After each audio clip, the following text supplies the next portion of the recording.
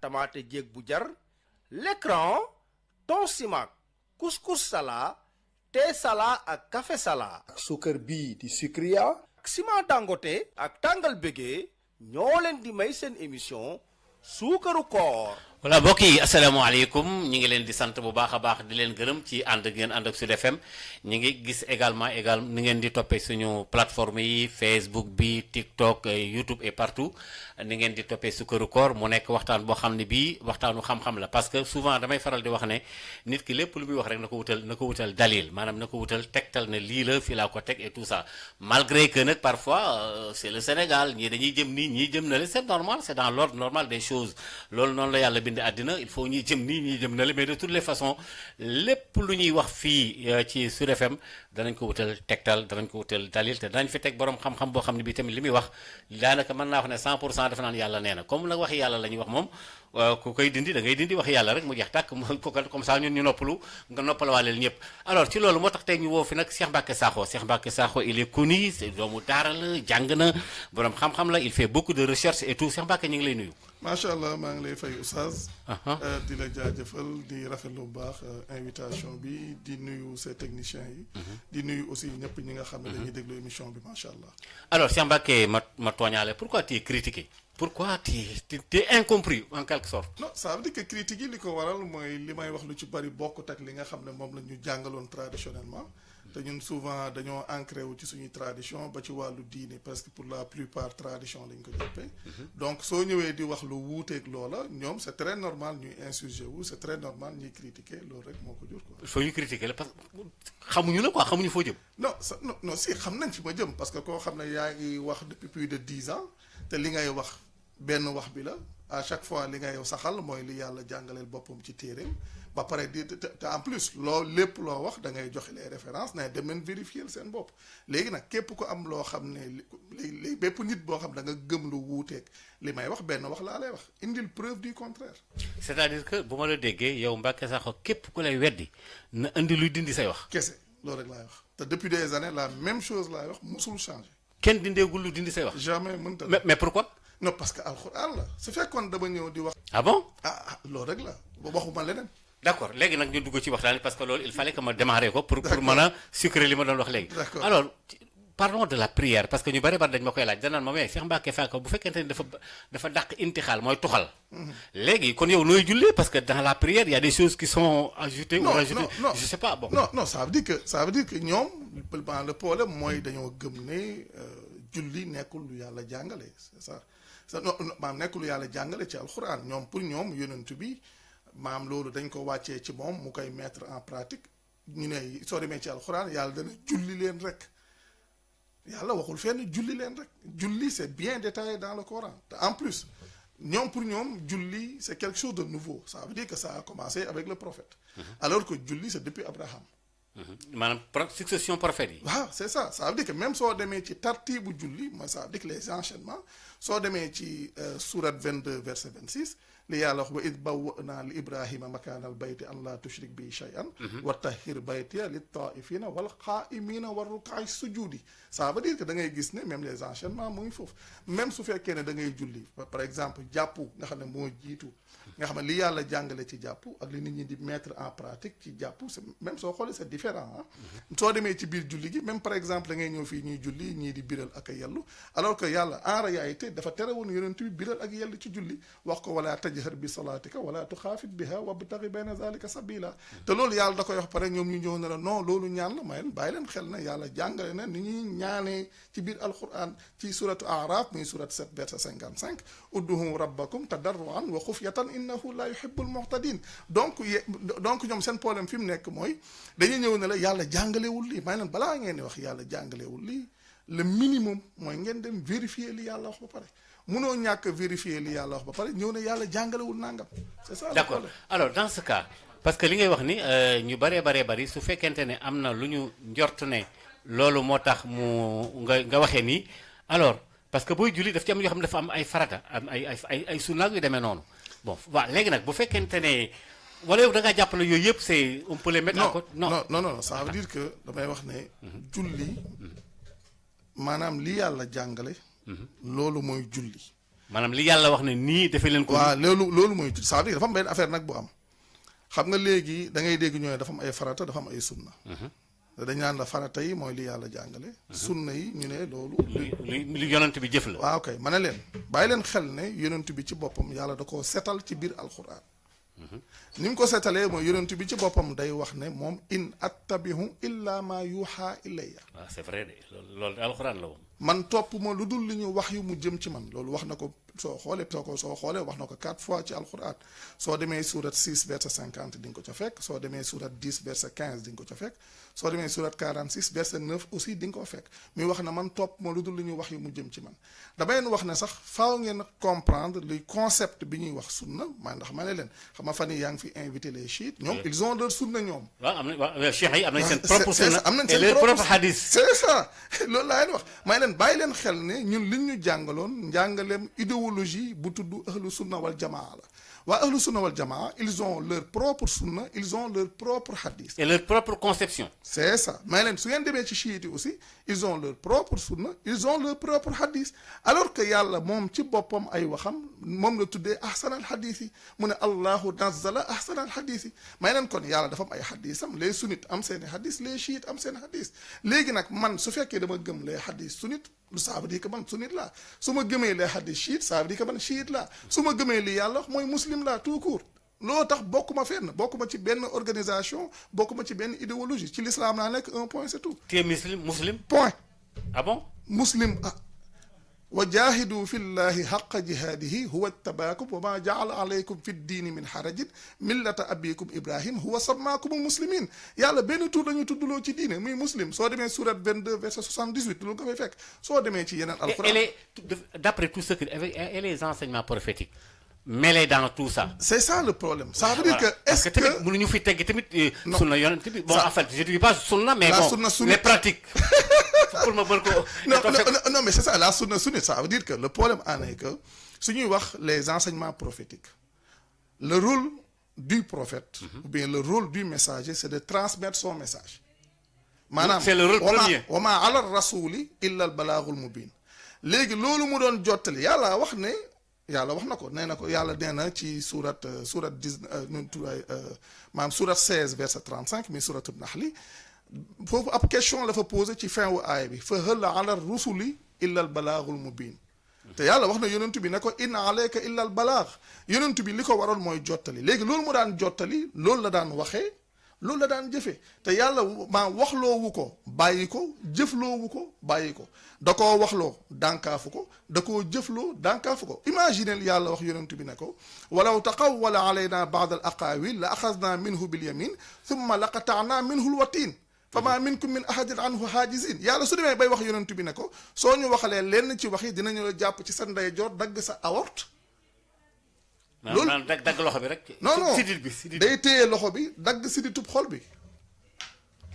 mais c'est grave. mais l'aorte ba pare su fekkee ci wàllu jëf lan la ko yàlla wax fastaqim kama umirta wa man taaba maaka wala tattagaw innahu bima taamaluuna basir wala tarkanu ila allazina zalamu fa tabassakumu naaru wa ma lakum min dunillahi min awliya thumma la tunsarun loolu mu ngi nekk ci surat 11 verset 112 verset 113 ça veut dire que yàlla da koo jëfloo ba pare na ko yàlla dana ko jubalal kem niñ la ko diggalee ça veut dire que nekkul ne moom dafa am ay toucham yu mu cay def non jubalal kem niñ la ko digale yow su ma la déggee da ngaa bëgg wax nag yonent bi amul benn leneen lu mu yokk ci lu ko yàlla wax. kese loolu la alxuraan saxal kenn xoolal. ah bon xoolal mais non attention définition sunna dañ ne mooy nga gis yonent bi sallallahu alayhi wa sallam lu mu doon def.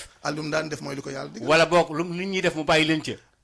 léegi xanaa du gis nit ñi di def lu wuuteeg li yàlla wax mu leen cee bàyyi lu mu daan wax it lan la doon lu dul di ko yàlla wax lu naka lañ mën a xalaatee au 21e siècle un messager mën na def autre chose que transmettre son message.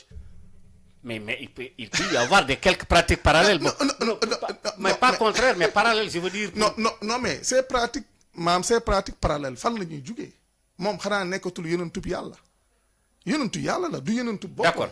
ma fàttali ni ñu ngi sukkandiku kon mais pour gagner du temps Mbacké Sakho pourquoi ñu tuddee la Qur'aniyun wala Qur'an mais moo boobu nag dañ ko war a xoolaat. parce que attention ñu bari danaan ñii ay Qur'aniyun lañ. waaw moo boobu nag dafa tàmbali nekk lu péjoratif xam nga lu ñu. c'est ça le lu ñu forcé mais pourquoi Qur'aniyun pourquoi. non ça veut dire que ñoom dama leen wax benn affaire su fekkee ne nit ki su ñëwee di wax li yàlla wax di alquran da nga koy tuddee quraan yi may leen loolu problème la parce que yonent bi moom li ko yàlla waxaloo loolu la daan wax te musul tuddoo lu dul muslim may leen naka laa mën a delloo ci téereb yàlla di tuddoo tur bu ma yàlla tuddeewul yow yàlla tuddeewul la loolu quraan yi jamais non dama lay tooñ xam naa jamais yàlla tuddeewul kenn quraan yi waa léegi kon man naka laa mën a doonee un quraan yi c'est impossible may leen léegi sax loolu sax problème la naka ngeen mën a jëlee baatu alquran di ko dàkkantal ay nit léegi su ngeen ko dàkkantalee nit ñooñu léegi yéen lan ngeen di dese may leen loolu problème la may leen diine ku ci mën a nekk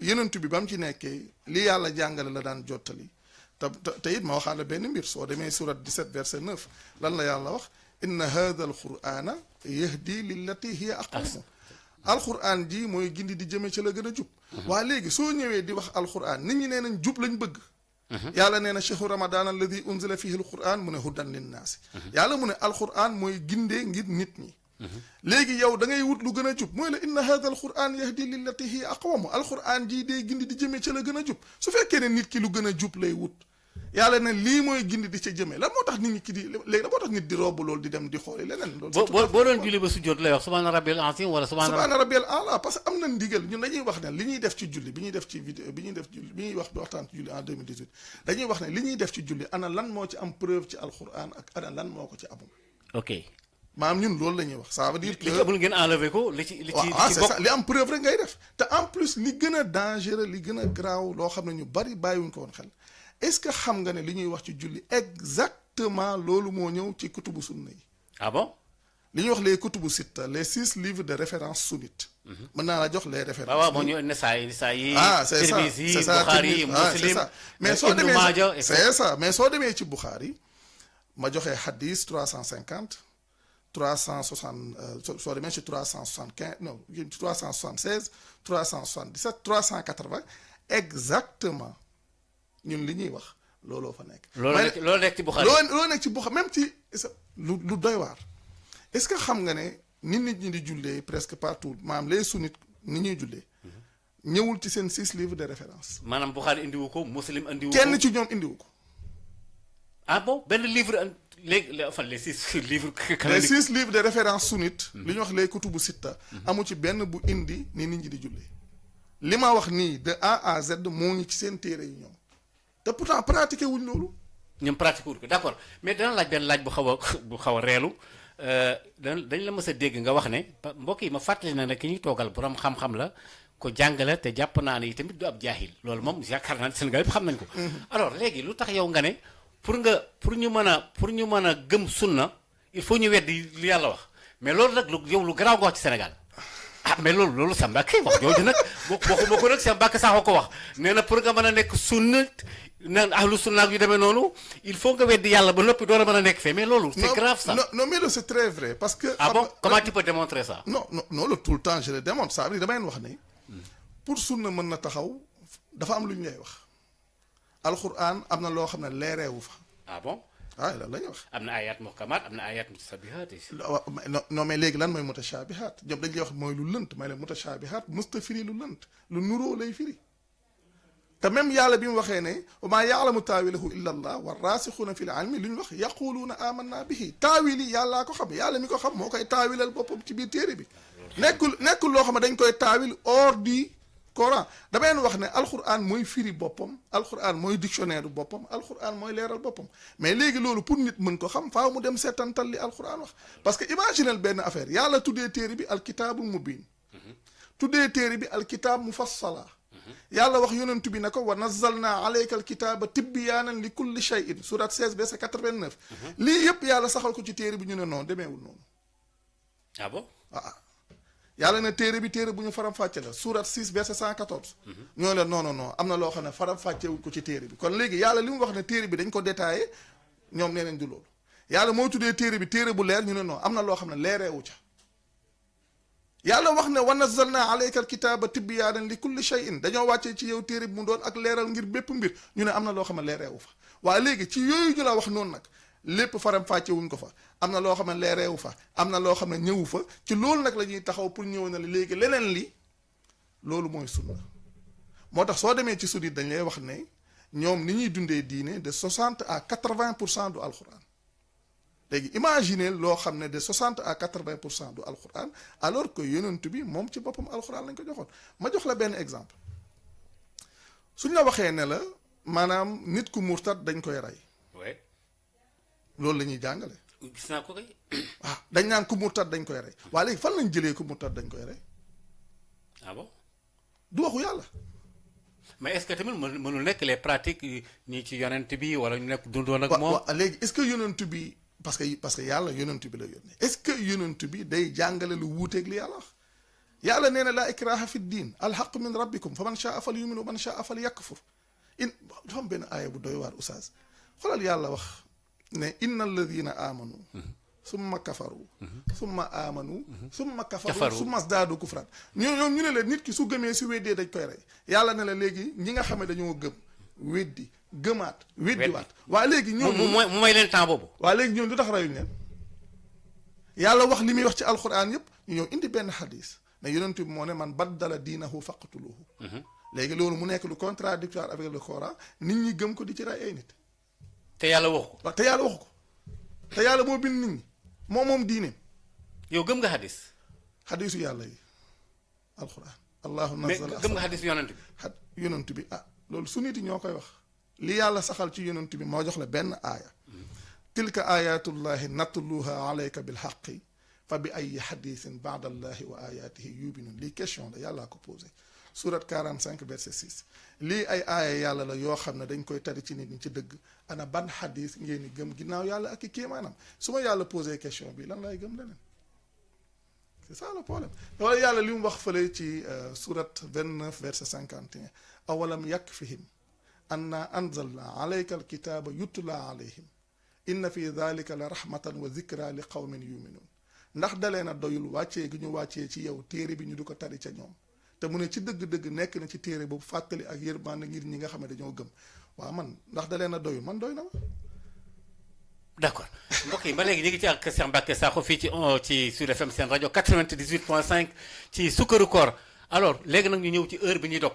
coow li nag foofu la nekk man woo naa fi benn mbokk am na sax ñu naan Maodo Faye chiites yi rek lay invité nangam ak nangam yow doo chiite non bokkuma ci benn kuréel waaw te pourtant invité naa la ah c'est ça loolu nag mooy équilibre voilà c'est ça te pourtant am na keneen koo xam ne kii danaa ko invité waat fii mu ñëw d'accord loolu mooy démocratie c'est ça alors léegi Mbacké Sakho yàlla dafa wax ci alxuraan ne summa atimu siyaama ila layli lii moom mooy li leer bon en fait ma aaya bi daal noonu la tëddee waaw xam rek leer na waaw parce que yéen seen interprétation yi man attanu ma ko waaw bon léegi am na ñu ne timis pile guddi jot na am na ñu wax loolu léegi yow ban heure ngay dog guddi yow guddi ngay dog waaw ah bon te maa ngi ciy wax depuis des années depuis maa ngi yow kon ñii wax ndog jot na ci Ndakaaru li ko wër gëmoo ko non def ma loolu parce que yàlla waxul loolu yàlla waxul loolu non ah waaye déet waaye sëñ bi non depuis 2018 wax naa ci def naa ci vidéo loolu yàlla musul jàngale loolu tax xam nga li gën a graaw oustaz waa léegi oustaz ku bind bis yàlla bi jour yi waaw ku ko bind yàlla ko bind léegi ku bind nit ñi yàlla léegi kan moo digle koor yàlla waa léegi yàlla mi digle koor mu ne mottal leen koor yi ba guddi gars yi ne noo timis yàlla dafa xamul timis wala xabla tuluhi shamsi wa xabla xurubiha léegi xurubu shams yàlla xamu ko xam na ko kay léegi shafaq mi marax yàlla xamu ko xam na marax kay waaw waa léegi yàlla wax layl ñoom nee nañ timis bu jotee guddi gi tàmbali na macha allah am na léegi nag damay ne wax na nag foofu ngay xamee ni yàlla xereñee ak ni njàngaleem matalee dama ko doon wax ñuy ñëw ne ma timis su jotee rek guddi dund na maa leen léegi def leen ndànk damay ni indil ñaari aaya ci benn saar soo demee sootu inshiqaaq maa leen su ngeen demee sootu inshiqaaq muy surat 84 nga xool aaya 16 ak aaya 17 yàlla moo fa différencier ba mu leer marax ak guddi dafa leen tàqale fala uqsimu bi shafaqi wal layli wa ma wasaqa waaw tudd na ñaar yépp de léegi su ñaari doon benn du ko confondre waaw parce que tudd na timis tudd na guddi waaw léegi yàlla wax ne suma atimu siyaama ila layli est-ce que lu taxoon ba yàlla mënul wax suma atimu siyaama ila ghurubi shams lu tax yàlla mënul wax suma atimu siyaama ila shafaqi waaye dana suma atimu siyaama ila layli nga xam ne guddi gi mooy arrivé bi c'est-à-dire que démarrage guddi gi yow daal maanaam bu marax jotee ba maase foofu ngay naane su maasee waaw su maasee rek foofu lay dogee instant bi mu ngi ay 19h51. 19h50. te li gën a garaaw mooy nit ñi heure bi ñuy dog li ko tàqaleek waxtu wi ñu war a dog. même pas 30 minutes. looloo ci gën a danger. ay 15 minutes peut-être. c'est ça soo ko ay 25 minutes soo ko 20 minutes jëm 30 minutes ci diggante. maximum. te xolal damay wax ne li yàlla digle ci koor moo gën a gàtt ñoom li ñuy def. ah.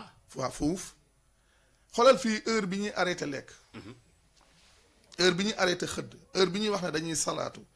heure boobu bokkut ak heure bi yàlla wax yàlla li mu wax moo gën a naaj. parce que su fajar gi xaree la wax. xam nga dana wakulu washrabu loolu mu ngi nekk nag surat 2 verset 187 ku mu mën a doon am na possibilité vérifier ko. ci benn aaya boobu la yàlla wax heure bi ñuy arrêté lekk mooy heure bi ñuy arrêté xëdd ak heure bi ñuy ndogu. mooy surat 2 verset 87 muy suratu baqara.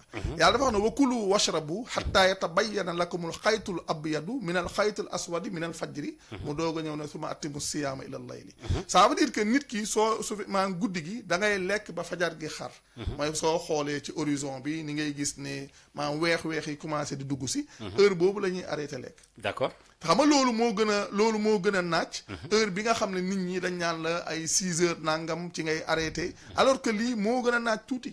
léegi soo xoolee heure bi la yàlla wax. ñoom heure bi ñuy arrêté lekk. ak heure bi ñu war a arrêté lekk.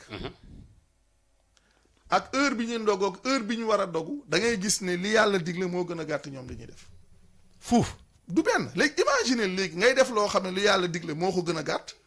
ba pare yow nga war a woor ba waxtu waa nga war a woor yàlla ngay wooral su fekkee ne yàlla ngay wooral yàlla na la léegi na nga léegi yàlla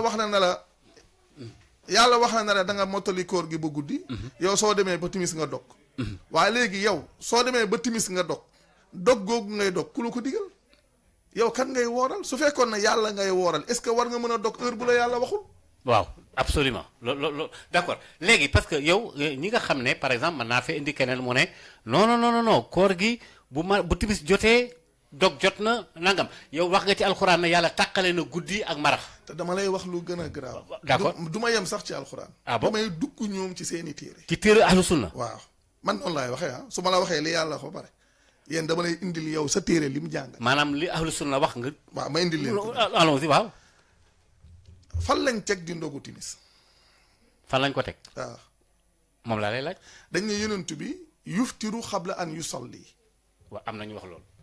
am na ñu wax loolu. ñu ne yonent bi da daan dog lu jiitu muy julli. sa xam nga ne xadis bi waxul ban julli la. ah waxul takkusaan la wala tisbaar la. waxul timis waxul gée waxul dara. mais dog bee tax. ah non xaaral. da daan dog lu jiitu muy julli. waaw ban julli la. yàlla su ma atimu siyaama ilal layli la wax. ñoom dañoo bëgg a saxal na yonent bi da daan def lu wuuteeg li ko yàlla digal mais waxuma sax loolu. yuftiru te loolu ab nettali la. dañuy wax ne kaana nabi yuftiru xabla an yusalli dañuy nette ne yonent bi da daan dog lu jiitu muy julli yonent bi waxul ne man damay dog lu jiitu muy julli dañoo nette ne yonent bi da daan dog lu jiitu muy julli. ah ay dañ ko nettali bien sûr. waaw léegi nettali boobu est-ce que yonent bi moom ki koy nettali bi mu koy nettali yonent baa ngi dund. ah xam nga non xëy na peut-être après yonent bi nga ko mën a wax. parce que waa léegi yonent bi li ñu ko joxoon ab téere. ah alxuraan oui. waa léegi nit mën ngaa dund sukkandiku ci benn téere ba bàyyi koo fi. téere boobu yàlla ma la yónnee lam ca war a wax mu wax ko ca ba pare. nga bàyyi koo fi nit ñi ñëw indi benn nettali boobu gënal leen li la yàlla waxoon doon la ko jottaliloo ca téere ba. d'accord léegi yow jàpp nga ni bon c'est important c'est en fait logiquement c'est important bon léegi yow jàpp nga ne kon yow jàpp nga ni marax du guddi maghrib du guddi timis takkusaan yooyu daal duñ guddi. non loolu jàpp ma alxuraan laa wax man kay jàpp ma dara man nekkuma ci ay supposition dama lay wax li yàlla wax pare ci yàlla moo tàqale marax ak guddi te yàlla bi muy wax ci koor suma atimu siyaama ilal layli la wax waxul. tàqale maanaam dafa génnee. marax c'est ça dafa indi une différence te ma wax la beneen mbir. est-ce que xam nga ne timis ci bëccëg la ko yàlla boole. ah bon. waaw. ci timis ci journée bi la bokk. ci journée bi la bokk. naka. soo demee ci surat 11 verset 114 yàlla bi muy wax ci waxtu julli xam nga ñoom it dañ daan wax na waxtu julli ñëwul ci alxuraan. su wàll si yàlla waxee wa aqimi salaata tarafayi nahaari. wa zulafan min al-layli. tarafayi nahaar mooy lan ñaari catu bëccëg. ñaari catu bëccëg yow. waaye léegi ñaari cati kañ ak kañ la. waaw mooy ci fajar gi xëy na ba ci boori. ak timis waaw ak timis bi. waaw parce que foofu la naxaar bi war a normalement parce que jant bi après day lang. tarafay nahaar. ñaari catu bëccëg yi. donc fajar fan la bokk. parce que fajar moment de transition la entre guddi gi ak bëccëg gi. marax moment de transition la entre bëccëg ak guddi. guddi jotagul. mara soo demee ci sootu Yaasin wax wa aayatun lahumul laylu naslaxu minhu nahaar fa ida hum muslimuun. yaa ngi gis bu baax maa ngi lay dégg yow sa bàkk yow lay dégg. yaa ngi gis bu baax. ça veut dire que timis ci boppam yàlla ci bëccëg la ko boole. moo tax mu tuddee leen tarafay nahaar moom ak fajar. mooy ñaari cat yi. c'est ça ñaari catu bëccëg yi. ñaari catu bëccëg waxul catu guddi catu bëccëg la wax. te même soo demee ci tubaab bi suñu lay wax comme par exemple fajar gi comme ñu koy wax l'aube ñoom dañ koy tuddee crépuscule du matin. bii tam ñu koy tuddee crépuscule du soir. mooy timis. c'est ça crépuscule du matin crépuscule du soir. ça veut dire que même fajar gi ñu koy wax aube day tudd loolu noonu la demee. donc ça veut dire su ma la comprendre kon su ne jot na ci Ndakaaru ak li ko wër moment boobu crépuscule bi. mooy waaj a tàmbali c'est-à-dire que waxtu timis. il semblerait am nañu wax ne mag ñi bu yàgg ne wax timis kukku wala timis ji marax ji maase na. non daa am sax soo demee ci maanaam Muwatta Malik. fi Sénégal dañuy wax ne ngir imam Malik lañ gëm. am na xadis bu nekk ci Muwatta Malik yaakaar naa xadis 641 livre 8 xadis 641. ñoom dañuy wax ne ñoom ñoo nettali na Omar ibnul Xattaab ak Ousmane ibnu Affan. gis naa xadis bi. daawuñu toog mugg lu fekk julli wuñu timis ba pare. ba mu dem loolu moom mi ngi ci moo tax. ba mu lëndëm waaw. ah ñoom ci la ñuy soog a. waaw xanaa kon ñoom. xadis bi ñuy sukkandiku xanaa ñaar ñooñu xamuñ ko woon. en tout cas Cheikh Mbacké ce n'est pas parce que li nga toog moo tax ma wax ko waaye man de yàlla wan na ma ci téere boobu ñu tudde Muwatta. waaw hadis bii nga wax. am na fa te Ousmane la tudd ak Omar ibn Khattab. mu ngi noonu. na ñoom daanañu maanaam marax ji daana domb ba guddi ñu doog a dog. ñoom ñu soog a dog waaye léegi ñoom. xanaa ñoom dëgg yàlla loolu moom mi ngi ci Muwatta Imam Malik. léegi xanaa ñoom xamuñ woon lii ñii di def ñaar ñooñu xamuñ ko woon. ah loolu Cheikh Mbacké nag yaa ngi dugg foo xam ne fii de saa affaire baa ngi ba compliqué. non mais c'est ça sax non xam nga logique dafa am. xanaa ñoom ñaar xamuñ woon ne yonent bi daraan ndogu avant timis est-ce que yonent bi. wala dañoo def lu contraire ak li yonent bi def je sais pas. waaw c'est ça est-ce que loolu léegi est-ce que ñoom loolu dañ koy admettre est-ce que ñuy ndogu avant timis avant ñuy julli est-ce que ñoom dañuy admettre ne Omar ak Ousmane daan nañ def lu wuuteeg li yàlla bi. daan nañ def lu wuuteeg li yonent bi daan def. mënul nekk suñ defee ñoom la ñu wax ci Muwatta la ñu wax ne moom la ñaar ñooñu daan def mais loolu la yàlla jàngale. yonent bi li yàlla jàngale la daan def mënul def lu wuuteeg li yàlla jàngale. waaw moo tax de looloo ci nekk moom daawuñu toog mukk Omar ibn Khattab ak Ousmane ibn Affan te timisul ba nu marax gi. ba mu non foofu la livre 8 hadis 641. non man kay gis naa hadis bi. man kay loolu kay gis naa ko loolu kay mën naa la ko confier. et d'ailleurs pour ne rien te cacher barki démb wala fan yi rek ñu ngi koy waxtaan ci benn groupe. bu ñu tuddee waxul ja al xaqu.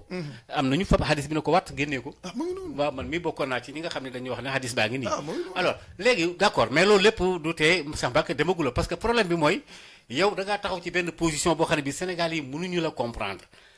ah non mais léegi ñu ngi may comprendre ñu ci bari. non bon c'est vrai waaw loolu waaw xaaral ma retiré waat samay mots d'accord am na ñu lay comprendre c'est normal. mais yow da nga am na ñu ne boo deful nag mën ngeen leen a génne ci diine quoi am na ñu wax loolu. ah léegi Cheikh Mbacké dafay pousse nit ñi pour ñu ragal génn ci diine ji am na ñoo xam ne wedd nañ yàlla. non pas du tout parce que problème mooy. maam poussé nit ñi ñu génne ci diine xanaa man ma génne ci diine. non yow man jàpp naa ne yaa ngi ci diine. non man ci islam laa nekk ñoom damay wax ne waa ahlu sunna suñ ne man nekkuma ci diine volontiers ci islam laa nekk c'est pas un problème pour moi waa ahlu chia suñu waxee nekkuma ci diine volontiers ça veut dire que man li ma ñor mooy naa dëppoog li yàlla wax ça veut dire que man comme li ñuy wax ay maanaam ay besoin de reconnaissance wala nit ñi. am fii nga bokk wala kuréel sangam.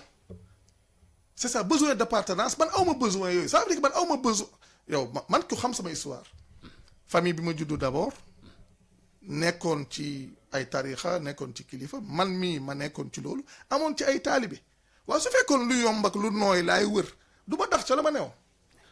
waaw moo gën a simple de. ah waaye léegi su ma xëyee ñëw di wax li yàlla wax rek yem ci te képp kuy dégg sama wax xam na ne man li ma ñor mooy ñu wéetal yàlla ci lépp lu mu mën a nekk. sama wax génnul lii yonent bi li mu nekkoon mooy li nga xam ne. yow gëm nga sunna wala gëmoo sunna. sunnaay yàlla sunnatallahi fi alladina xalaw min qablu walan tajida li sunnatillahi. waaw sunnatullahi moom ñëw na ci alxuraan. ah kay c'est ça mais mas naa laa dégg na nga naan sunnatu rasul amul. ah waay c'est ça. yaa ko wax de man mais loolu dëgg man yaa ko waxal sama loolu dëgg. yow yàlla non ça veut dire que. yaa ko wax de. léegi bàyyi ma wax la benn affaire. suñ la waxee sunnatu rasul looy laaj sunnatu rasul ban idéologie ngay laaj li may wax yaa ma ko gën a xam suñ waxee sunnatu rasul suñ ko waxee da nga naan sunnatu rasul bu ñan bu waa ahlu sunna wala bu waa ahlu chia ndax ahlu chia am nañ seen sunna. ah bien sûr. te pourtant sunnit yi gëmuñu sunnaay chiite yi. chiite yi tamit. chiite yi tamit gëmuñu sunnaay gëmuñu sunnaay siyaa yi. waaw chiite c'est-à-dire que kenn gëmu ci sa sunna morom. waaw waaye léegi man mi nga xam ne li ma yàlla wax ca laa yem su ma gëmee bii bokk ci ñi su ma gëmee ñii bokk ci ñi te yàlla bokkuloo ma ci benn. kon yow gëmoo kuréel kon. non bokkuma ci benn kuréel gëwuma kuréel. kuréel est-ce que war na am ci l'islam. ah macha allah. ah non c'est une question. non mais dama la ko laaj. non mais très bonne question. ah bon. non mais très bonne question. waaw est-ce que kuréel am na ci l'islam. la ko laaj imagineel oui.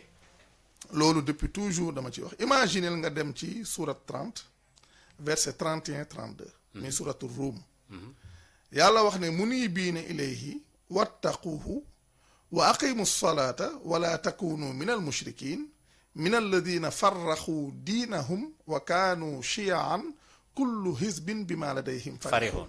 imagineel yàlla wax ne tuub leen dellu ci yàlla tey bàyyi xel yàlla tey taxawal julli te bu leen bokk ci bokkaalekat yi bi yàlla di leeral bokkaalekat yi dafa wax ne bokk na ci ñi nga xam ne dañoo xaaj seen diine doon ay xaaj bu ci ne di ndamoo la muy ay parti quoi. ay parti comme ay secte loolu c'est ça xam nga loolu moo fi nekk pàcc yooyu xam nga loolu moo fi nekk léegi moo waxaale beneen aaya surat 6 verset 159 muy suratu An'am aaya 159 yàlla yonent bi la waxal rasulullah képp waaw ne ko inna alladina farraxu diinahum wa kaanu chiaan lasta minhum fi shay'in nekkuñu ci dara.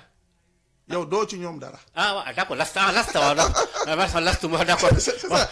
non je comprends. léegi imaginer yàlla wax yonent bi ne ko ñi nga xam ne dañoo xaaj seen diine doon ay xaaj. yow doo ci ñoom dara may leen waaw léegi. maanaam yoonam nekku ci. yoonam nekku ci waaye léegi yonent bi koo xam ne yow yonent bi yoonam nekkut ci yow yow nga ne da nga koo gëm est-ce que loolu du problème. mais léegi mais Cheikh Mbacké nag yow li ngay wax di. ah non mais alxuraan la. waaw d'accord mais léegi lan moo indi kon ahlu sunna ak ahlu chia. waaw c'est deux parties là mais war na am origine kon. non si am na origine bi ginnaaw yonent bi la. après yonent bi xam nga diine ji mat na bi fi yonent bi di nekk. diine ji ba muy mat lu ca bokkutoon li jiitu muy mat ndax mën na caa bokk ginnaaw gi yonent bi du woon sunnit yonent bi du woon chiite yonent bi muslim la woon. képp moo wax surat 27 ay 91 92 lu mu wax moom mooy wax liñ ko digal moom yonent bi. mooy waxal boppam li ko yàlla wax. li ko yàlla digal. ok mu ne innama umirtu an aabuda rabba hazihi l baldati alladi xaramaha wa lahu kullu cheyin wa umirtu an akuna minal muslimin lu mu ca teg wa an atluwa al qur'ana est-ce que dafa qur'an wa déedéet waaw tegu ci dara de. dana man digaluñ ma lu dul dàq na leneen digaluñ ma lu dul ma jaamu wala ma liggéeyal borom dëkk bii nga xam ne dañ koo wormaal moom mi moom lépp te dañu maa digal ma bokk ci muslim yi ak di tari alxuraan léegi nag fa man ihtada fa innama yahtadi li nafsihi wa man dalla fa qul innama ana min al munzirin léegi nag ku gindeeku lu dul kenn ku dul boppam ku réer nag xamal na man nekkuma lu dul maam xuppekat bu leer. d'accord non moom c'est ça nekk mu dul ab xuppekat. d'accord mais am na ñuy wax ne Cheikh Mbacké Sakho ay alxuraan yi da ko déggul alxuraan sax am na ñu la ko taxé wala déggul arabe parce que lii waxewuñ ko nii wala boog dafa am ay tafasir yu wuute mais qu'est-ce qui se passe dans ce il y a rien du tout de cela. absolument rien. imaginez ñu ngi waxtaan boobu ba léegi. maa ngi lay dégg bu baax. lu ma wax lan laay joxe. référence. léegi référence yooyu maam soo demee di ko vérifier fa nga koy vérifier man maa fay wax. te ku dem li nga wax la fay fekk. waaw. ah bon d'accord maa ngi doon comprendre c'est-à-dire que ñiy wax ne yow dégguloo alxuraan dégguloo arab. waaw ni nga ko firee nii bu àggee même firi ba nga fay fekk. képp mu xaw damay toog ak ñi mën a nangam firi mën a ko firi ko.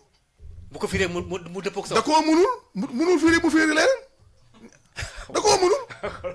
kon nag nit day naan nii nangam may leen yéen imaginer nit kuy wax lu mu la wax jox la référence nga ne moom da koy firee nu mu la neexee waaye léegi référence fa nga koy xooli man maa fa ne man new ma fa di. te boo demee loolu la fay fekk. loolu ko fay fekk. d'accord ma fàttali na référence ñi di xam ne seen tubaab dafa xaw a mel na man mooy dalil mooy dalil mooy tegtal bi mooy tegtal li may wax nii mi ngi ci tegtal sàngam demal nga xoole ko alors que yow bu ma la déggee yow amul lenn loo xam ne lii si sa philosophie ci sa doxalinu diine beneen wax bu mën a nekk au-dessus du Coran boo mën a gëm yow amul est-ce non que non c'est juste une question non xam naa mais est-ce que piégé quoi quelque part non mais est-ce que dafa am ku nekk ci kaw yàlla déedéet amul de waaye su amul ku nekk ci kaw yàlla naka la mën a amee wax bii nekk ci kaw waxu yàlla mais gëm nga yonent bi su ma gëmul macha allah très bonne question waa léegi alxuraan lan la message waaw su ma gëmul message yow naa gëm message il faut nga gëm ki ñu yónni pour mën a xool li mu indi ah non c'est vrai parce que le message c'est message mooy ki ñu yónni ak message bi kon pour nga gëm message bi il faut nga gëm message bi waaw nga dëgg su ma la lay jox sama lettre bi il faut nga gëm ki indi c'est vrai très bon tu m'as dit tout à l'heure que très bonne question mais très bonne réponse également absolument alors léegi ma fàttali mbokk yi ne ñu ngi ci sukkaru Coran parce que fii ñëpp fii daje Sud FM seen rajo la tudd amu ci ku ñuy tëjal bunt bi ñëpp lañ fiy wow Cheikh Mbacké Sakho kon jàpp nga ne kon Qur'an yi wala Qur'an yoon amul ça n'existe pas man xaw ma Sénégal damay wax ne xaw ma Sénégal kuy tuddoo Qur'an yoon yow moom lañ lay woowee waaw mais maanaam wala ñu ak yow ñu la ko tuddee sax nit ñi non xam nga dañuy wax ne ça veut dire que dafa am ñu doon tuddoo ay Qur'an yoon ñu ne ci jamonoy imam Shafi'i naa nga may leen wax mais loolu ñoom la concerné man li yàlla wax ci laa taxaw mais weddi woo hadis tamit hadisu rasul nabawi wala rasul wala ay Bukhari Muslim wala da ngay def da ngay coppati gis yu baax yi man koy coppati wu ma dara lan li ma yàlla gëmloo képp laa gëm yàlla ay waxam la ma gëmloo ay waxam la ma topploo lim ma topploo laa topp lim ma gëmloo rek laa gëm mais dégg naa la benn bis ci sa ay wax nga ne hadis yi li tax mu garaaw ay nitu ko bind gis ñu yonent bi ça peut être créé non loolu nit ñee koy wax loolu maanaam loolu dama leen doon expliquer maanaam loolu benn partie la ci sama argumentaire mais du sama argumentaire de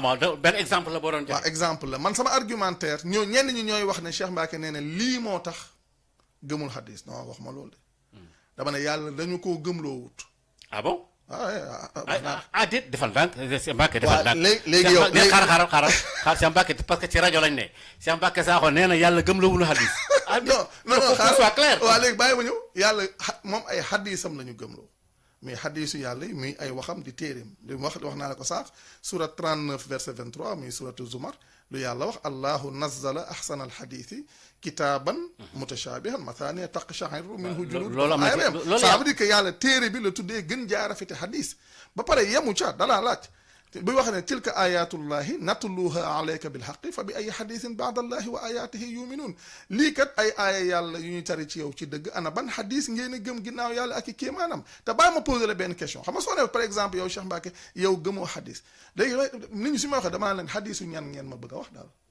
ndax hadisu sunniti ngeen di wax wala hadisu chiiti parce que may leen fii Sénégal suñuy wax gëm hadis maa ñu ci bari xamuñ ne suñ la waxee gëm hadisu benn idéologie lañ lay laaj.